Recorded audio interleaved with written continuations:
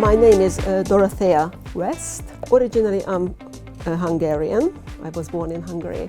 I work for a charity in Guildford. We deal with minority ethnic groups, and we are an infrastructure organization. That means we work for or run projects for NHS, for police, for the Surrey County Council. I felt like I had a wide knowledge. However, it wasn't structured. It was mainly coming from experience. I came in a little bit like with doubts. Is it going to be like my previous studies? And immediately when Nigel came in, he started talking to us. It was amazing.